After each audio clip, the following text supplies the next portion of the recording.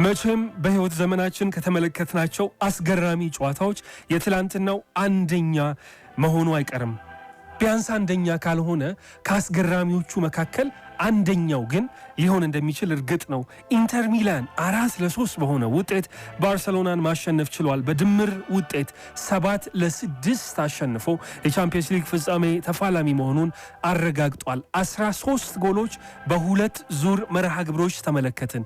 ይሄ ታዲያ ከድራማ ውጪ ምን ሊባል ይችላል? የእግር ኳስ ጨዋታ ሳይሆን ሲኒማ ነው የሚመስለው። በጣም ቆንጆ ደራሲ፣ በጣም ምርጥ ዳይሬክተር ምር አድርገው የሰሩት ሲኒማ እንጂ የእግር ኳስ ጨዋታ አይመስልም።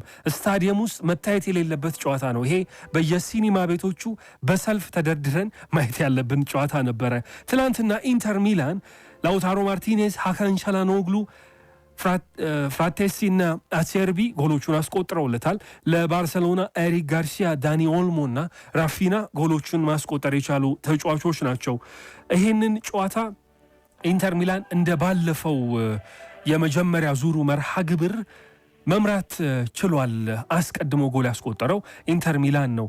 አንጋፋው የ37 ዓመቱ ተከላካይ ፍራንቼስኮ አቼርቢ ደግሞ ወደ አሸናፊነት እንዲንደረደሩ ምክንያት የሆነ ከተስፋ መቁረጥ ያዳነ ጎል ያስቆጠረ ተጫዋች ነው። በባከነ ሰዓት የተቆጠረ ጎል ወደ ጭማሪ ሰዓት በሳንሴሮ ወሰዳቸው። ከ10 ዓመት በኋላ የመጀመሪያ የቻምፒየንስ ሊግ ፍጻሜ መርሃ ግብርን ለማድረግ ከጫፍ ደርሶ የነበረው ባርሰሎና 2 ደቂቃ ብቻ የቀረው ባርሰሎና ሊሰናበት ግድ ብሎታል። በመጀመሪያው አጋማሽ ኢንተር ሚላን በመጀመሪያው ዙር ባርሰሎና ላይ እንዳደረገው 2 ጎሎችን ማስቆጠር ችለዋል።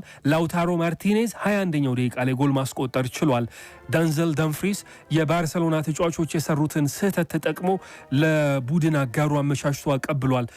በመጀመሪያ ዙር ጨዋታው ጎል አስቆጥሮ ነገር ግን በጉዳት ምክንያት ለዚህኛው መርሃ ግብር ይደርሳል አይደርስም እየተባለ ብዙዎች ሲተነብዩለት የነበረው በባርሰሎና ላይ በመጀመሪያ ዙር መርሃ ግብር ጎል ሳያገባ የወጣው ይሄ አርጀንቲናዊ አጥቂ ስፍራ ተጫዋች የኢንተር ሚላን አምበል የጨዋታውን መክፈቻ ጎል ያስቆጠረው እርሱ ነበረ።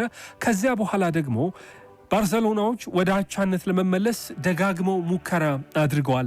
ላሚን ያማል፣ ዳኒ ኦልሞ፣ ራፊና ያላደረጉት የለም። ነገር ግን ማስቆጠር ጎል ተሳናቸው። ይባስ ብሎ ደግሞ 45ኛው ደቂቃ ላይ ወጣቱ ተከላካይ የ18 ዓመቱ ኩባርሲ በሰራው ጥፋት ምክንያት የፍጹም ቅጣት ምት ተሰጣቸውና ቱርካዊው የአማካይ ስፍራ ተጫዋች ሃካን ቻላኖግሉ 2-0 አደረጋቸው። ወደ መልበሻ ክፍል ሲያመሩ ሳንሲሮ ድብልቅልቁ ወጥቶ ነበረ። ከ70,000 በላይ ተመልካቾች በዚህ አንጋፋ ስታዲየም 99 ዓመት በደፈነ ሜዳ ላይ ኢንተር ሚላን በቃ ፍጻሜ ደረሰ ብለው ነበረ። ምክንያቱም በመጀመሪያው አጋማሽ 2-0 መርተው በድምር ውጤት ይህንን ጨዋታ 5-3 እየመሩ ነበረ። ግን ከመልበሻ ክፍል ሲወጡ ሁለተኛው አጋማሽ ላይ ደግሞ ያየነው ሌላ ድራማ ነው። ሌላ ደግሞ አዲስ ክስተት። ላሚን ያማል የሚቆም አይነት ተጫዋች አልነበረም። በአንድ ተጫዋች ሞከሩ፣ በሁለት ተጫዋች ሞከሩ፣ በሶስት ተጫዋች ሞከሩ። ይሄ ተጫዋች የሚቆም አይነት ተጫዋች አይደለም። ነገር ግን የጨዋታውን ልዩነት መፍጠር የቻለው ላሚን ያማል ወይ ደግሞ ራፊና ሳይሆን ሌላኛው ተጫዋች ነበረ። የግራ መስመር ተከላካዩ ጀራርድ ማርቲን ልዩነቱን መፍጠር የቻለው ይሄ ተጫዋች 2 ለጎል የሚሆኑ ኳሶችን አመቻችቶ አቀበለ። አንደኛው ለመስመር ተከላካዩ ኤሪክ ጋርሲያ ጁል ኩንዴ ባለመኖሩ ምክንያት የቀድሞ የማንቸስተር ሲቲ ተጫዋች በዚያው በላማሲያ ያደገው ተጫዋች ነው ጎሉን ማስቆጠር የቻለው። ነፍስ ዘራባቸው ባርሰሎናዎች ላይ። ከዚያ በመጀመሪያው አጋማሽ ጎል ማስቆጠር ተስኖት የነበረው ዳኒ ኦልሞ 2 አደረጋቸው። ከዚያ በኋላ ተደጋጋሚ ሙከራዎች ቢደረጉም ጎል ግን ሊቆጠር አልቻለም። ራፊና ግን 87ኛው ደቂቃ ላይ የጨዋታው መጠናቀቂያ ፊሽካ ሊሰማ በተቃረበበት ሰዓት ባርሰሎናን በዚህ በ2 ዙር መርሃ ግብር ለመጀመሪያ ጊዜ መሪ ያደረገ። ይሄ ጎል 6-5 አድርጎ በአፍጢሙ ነበር የተከለው ጨዋታውን። 2-0 ሲመሩበት የነበረውን ጨዋታ 3-2 መቀየር ቻሉ። ራፊና በዚህ የውድድር ዓመት በቻምፒየንስ ሊግ 13ኛ ጎሉ ነበረ። 8 ለጎል የሚሆኑ ኳሶችን አመቻችቶ አቀብሏል። 21 ጎሎች ላይ ለባርሴሎና በቀጥታ ተሳትፏል። በአንድ የውድድር ዓመት በጣም ብዙ የቻምፒየንስ ሊግ ጎሎች ላይ በመሳተፍ ከክርስቲያኖ ሮናልዶ በመቀጠል ሁለተኛው ተጫዋች ሆኗል። 21 ጎሎች ላይ በመሳተፍ ላሚን ያማል ጨዋታውን መጨረስ ይችል ነበረ። ነገር ግን የ36 ዓመቱ ግብ ጠባቂ ያን ሶመር የሚቀመስ አልሆነም። የላሚን ያማልን ተደጋጋሚ ሙከራዎች ሲያድንበት ከረመ። ደግሞ አንግሉም አገዛቸው። ሮበርት ሌቫንዶውስኪ ተቀይሮ ገባ። ይሄ ፖላንዳዊ ተጫዋች ኳስና መረብን ለወትሮ ቢሆን ኖሮ ከ199 ጊዜ ያስቆጥረው ነበረ በግንባሩ ገጭቶ። ግን ትላንትና ይሄ አልሆነም። ያቺ አንደኛዋ አጋጣሚ ነበረችና ኢላማውን ሳይጠብቅ ወጣ። ከዚያ በኋላ የ37 ዓመቱ ፍራንቼስኮ አቼርቢ በጣሊያን ያልተዘዋወረበት ክለብ የለም፣ ያልረገጠው ሜዳ የለም። ኤሲ ሚላን፣ ላዚዮ፣ ሳሱዎሎ፣ ጄኑዋ በሌሎችም ብዙ ክለቦች የተጫወተው አንጋፋው የመሃል ተከላካይ ተስፋ አልቆርጥም አለ። ዛሬማ የመጨረሻችን አይሆንም አለ። ፍራንቼስኮ አቼርቢ ከመሃል ተከላካይነት ወደ አጥቂነት ተቀየረ። ከዛ ደንዘል ደምፍሪስ አመሻሽቶ አቀበለውና ወደ ጎልነት ቀየረ። 93ኛው ደቂቃ ላይ ነው ይሄ የሆነው። የባከነ 5 ደቂቃ ተጨምሮ 93ኛው ላይ ፍራንቼስኮ አቼርቢ ቡድኑን አቻ አደረገ። ያውም ደግሞ ያገባው እንደ ተከላካይ ወይ በግንባሩ ወይ ተጨራርፎ አይደለም፣ በቀኝ እግሩ ነው። ልክ እንደ አጥቂ ያስቆጠረው 3 ሆነ። በዚህ ጨዋታ ላይ ደንዝል ደምፍሪስ ለጎል የሚሆኑ 2 ኳሶችን አመቻችቶ አቀብሏል። በድምሩ በዚህ በሁለቱ ዙር የግማሽ ፍጻሜ ጨዋታ 5 ጎሎች ላይ በቀጥታ ተሳትፏል።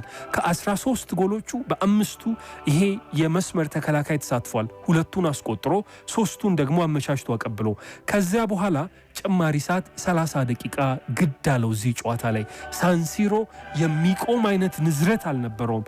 ዳቪድ ፍራቴሲ 99ኛው ደቂቃ ላይ ኢንተር ሚላንን መሪ ዳግም አደረገ። ከዚያ በኋላ በሽቦ ፍርግርግ በኢንተር ሚላን ደጋፊዎች መሃል ተገኝቶ ደስታውን ሲገልጽ ተመለከትን። 2017-18 ሊቨርፑል ሮማን 7-6 ካሸነፈበት በኋላ በግማሽ ፍጻሜ ጨዋታ 13 ጎል ከተቆጠረበት መርሃ ግብር በኋላ ሌላ 13 ጎል ግማሽ ፍጻሜ በሁለት ዙር ተመለከትን። በቻምፒየንስ ሊግ ታሪክ በግማሽ ፍጻሜ ከ13 ጎል በላይ ገብቶ አያቅም።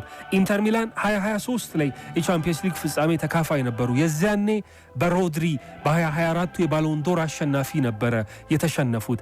አሁን በ3 ዓመት ለሁለተኛ ጊዜ በሚዩኒክ አሊያንዝ አሬና የቻምፒየንስ ሊግ ፍጻሜ ጨዋታን ማግኘት ችለዋል። ትላንትና ፍጹም ቅጣት ምት አግኝተው ነበረ ባርሰሎናዎች፣ ግን በቪኤአር ከ16-50 ሳጥን ውጪ የነበረ ጥፋት ነው ተባለ። አጋጣሚዎችን ፈጠሩ፣ ጎሎችን ለማስቆጠር ሞከሩ፣ ጣሩ። ግን የትላንትናው የጨዋታው ኮከብ ስዊትዘርላንዳዊው ያን ሶመር ሁሉንም ከለከላቸው። ይሄ ተጫዋች በባየር ሚዩኒክ ቤት የማኑኤል ኖየርን መጎዳት ተከትሎ ነበረ ከቦሩሲያ ሞንችን ግላድባህ ግልጋሎቱን ፈልገው ሚዩኒኮች ያስፈረሙት። ግን ልክ ማኑኤል ኖየር ሲመለስላቸው አንፈልግም ብለው ሸኙት።